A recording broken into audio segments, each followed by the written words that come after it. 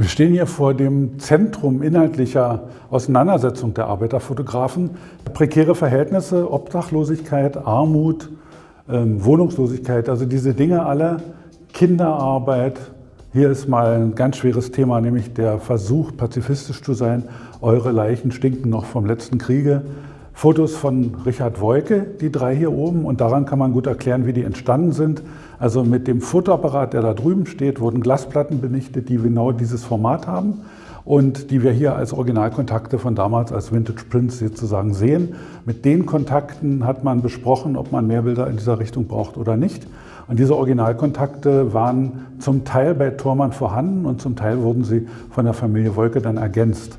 Also die Autorenschaft ist so: Woike, Woike, Woike, Woike, Thormann, Thormann, Bruno Göttert, jemand aus der Gruppe Neukölln, der sozusagen dabei war, aber eben sonst nicht so viel fotografiert hat, Woike, und hier diese 4 Bilder auch Richard Woike. Und da ist was zu entdecken, was eigentlich relativ untypisch für Arbeiterfotografen ist, nämlich der Versuch, metaphorisch zu erzählen, also mit einem Sinnbild, mit einem Symbolbild, in diesem Falle die Fürsorge der Stadt Berlin zu charakterisieren. Man sieht den Topf der Stadt Berlin, wo die Emaille abgeplatzt ist.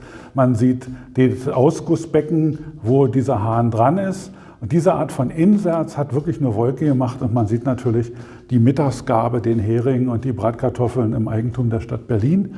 In diesen Bildern immerhin vor einem extra besorgten Hintergrund, der es abstrakt macht. Und hier natürlich sozusagen den Beweis, aus welcher Situation hat man den Napf, die Empfängerin der Sozialleistung, die dort wirklich ist. Und da ist Woike hingegangen und hat gesagt, kann ich den Topf, bevor jetzt gegessen wird, mal kurz haben? Ich will nur schnell ein Foto machen, hatte alles vorbereitet, weil ja das jeden Tag passierte, und hat dann also noch dieses Bild von der Frau mit den Tüten und dem Hund dazugefügt. Das ist was, das hätte ich mir noch viel mehr gewünscht, obwohl in der AIZ Hardfield-Bilder veröffentlicht wurden, wo sehr viel mit Symbolik und diesen Dingen gearbeitet wurde, ist der klassische Amateurfotograf ganz selten in der Lage, es auf diesem Niveau abzubilden und zu realisieren.